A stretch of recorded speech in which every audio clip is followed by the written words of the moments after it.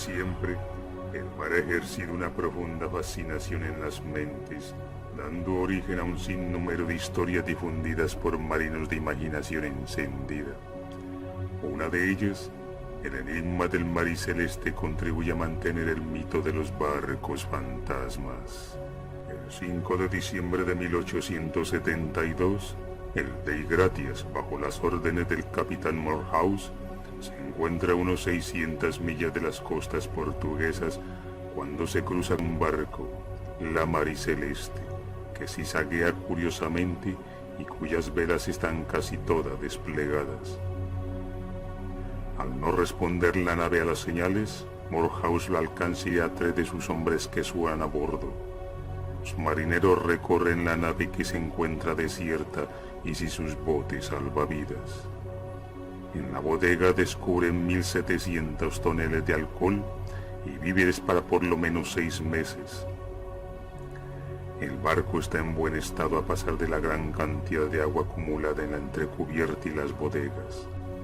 En contraposición, el sextante, el cronómetro y los libros de navegación han desaparecido.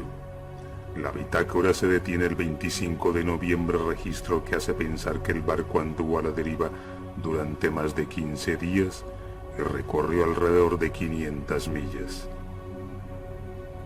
Otras sorpresas entregan a los marinos, en particular el hecho de que 6 ventanas de los camarotes de popa están clausuradas de tablas de madera, como si hubieran tratado de evitar que algo entrase. La tripulación parece haber abandonado repentinamente el barco sin razón aparente, para no volver nunca más. El Mariceleste es llevada al puerto de Gibraltar y examinada por las autoridades, quienes no obtienen los resultados esperados, ya que no encuentran explicación alguna a lo sucedido, con la excepción del descubrimiento de una tajadura de 2 metros de largo, ubicada sobre la línea de flotación. Y sobre este enigma se han tejido infinidad de hipótesis por demás fantásticas: que fue atacado por un pulpo gigante, locura colectiva, que la tripulación se emborrachó y asesinó al capitán con toda su familia, envenenamiento e incluso la intervención de extraterrestres. El misterio permaneció durante muchos años sin respuesta, hasta hoy.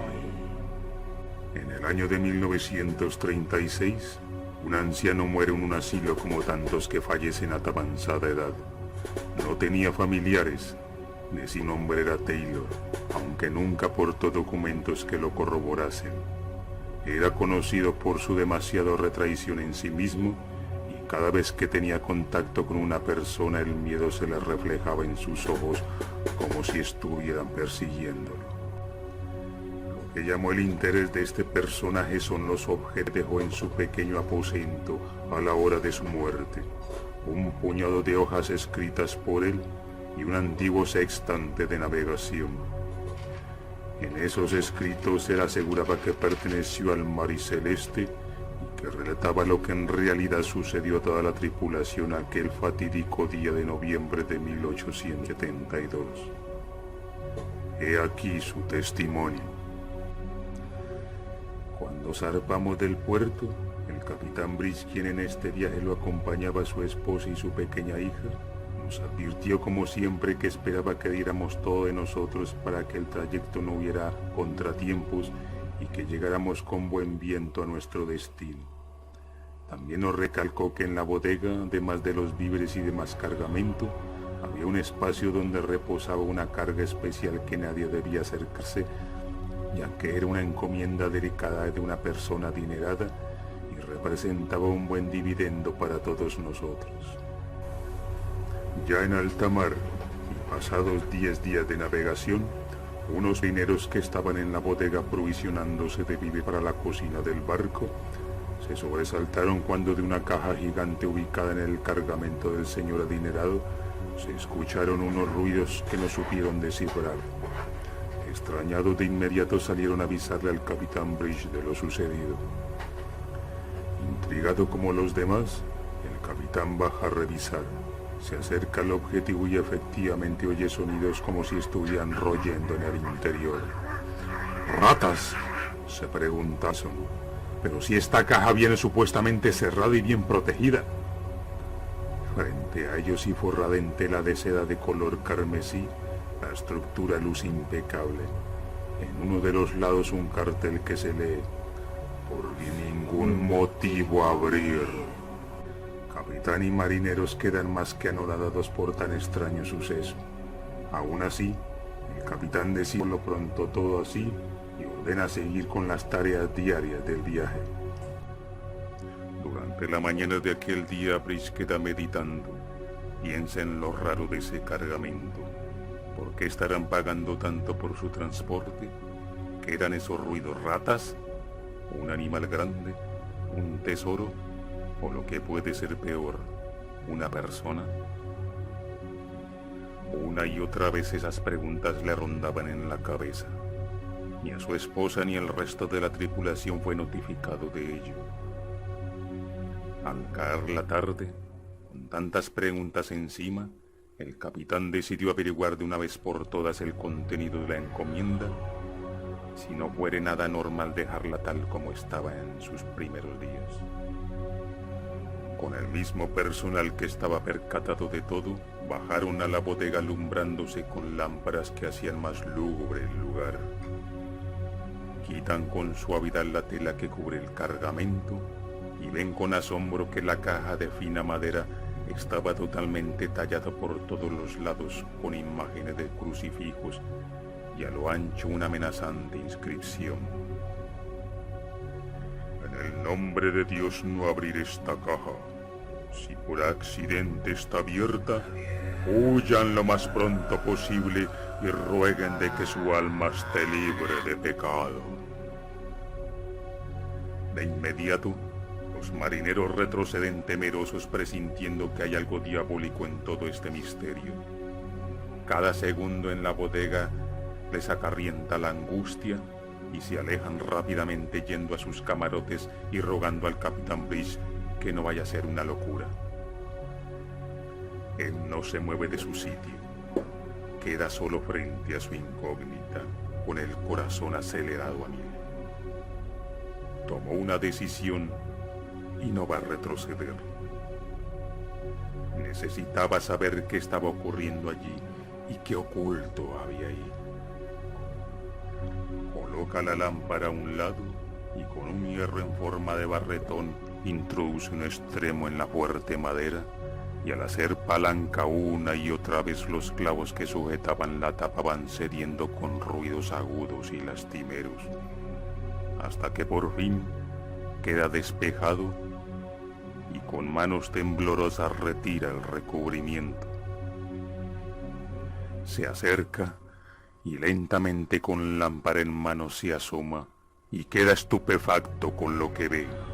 ¿Qué es esto? En el interior se encuentra alineados 3 ataúdes uno al lado del otro. Sin nada que los cubra y recostados sobre ellos, unos cuerpos extremadamente delgados, por decir esqueléticos, de facciones finas pero con semblante tétrico. El temor que sentía en esos momentos lo paralizó. No comprendía del todo el objetivo de esta carga y su lacónica advertencia. De pronto, antes que pudiera reaccionar, una mano peluda y cadavérica se le incrusta en el cuello y con un movimiento grotesco destroza la cabeza del capitán Brice, quien se desploma sin alcanzar a emitir sonido alguno. En instantes, en todo el barco se escuchan unos alaridos como de bestias que hielan la sangre de los tripulantes. Todo el mundo queda pasmado. ¡Dios santo! ¿Qué está pasando?, se preguntan horrorizados. Solo los pocos que saben presienten que el capitán se equivocó y había permitido que la maldad entrara. La caja de Pandora se abrió y estaban perdidos. La carnicería apenas comienza y ya las 3 criaturas estaban en la cubierta, manifestándose lo que eran: vampiros sedientos de sangre y de muerte. El mar embravecido, una noche sin estrellas y la nave a merced del demonio, Era el fin de una travesía. Todo ser viviente que encontraban eran masacrados por estos vampiros. Varios marineros intentaron tapar las ventanas de sus camarotes con tablas de madera, pero era inútil. Estos seres tenían fuerza sobrehumana y atravesaban todo. Otros que lograron botar los botes salvavidas fueron alcanzados y hundidos con ellos al fondo del océano. Era una escena dantesca. Los gritos iban y venían hasta que se fueron apagando lentamente. Al cabo de un rato todo era silencio. Los victimarios habían saciado todo su impulso, pero quedan quietos observando los cuerpos inertes en el barco y los que flotaban en el mar. No pueden dejar testigo de su existencia y verifican vestigios de vida. Nada, todo ha concluido. Arrojan los cuerpos del velero y dejan que los tiburones terminen su tarea.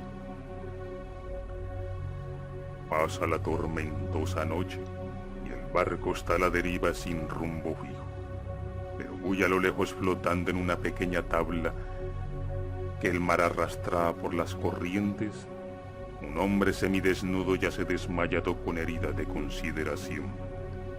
La marea lo bota a una pequeña playa donde unos pescadores corren en su ayuda. Es llevado al caserío donde le cubren sus heridas y al volver de su letargo aún con el terror reflejado en su rostro, se niega a decir la verdad y se inventa una historia de que era un bañista en una playa vecina, que las olas lo arrastraron a alta mar y que fue alcanzado por los tiburones. Luego de unos días desapareció del lugar sin dejar rastro. En cuanto se supo del misterio del mar y celeste, la noticia estuvo en primera plana de los diarios del mundo entero, y hasta hoy en día este enigma sigue siendo uno de los más célebres de la historia del mar. No se sabe cómo este náufrago apareció al cabo de muchos años en un asilo de ancianos, quizá escondiéndose de unos fantasmas creados por él, o lo que es más fantástico, es el único testigo de lo que sucedió al que se es denominado el barco maldito. Sus memorias fueron vendidas a un comprador anónimo y nunca más volvieron a aparecer. Por ello muchos investigadores niegan de su veracidad.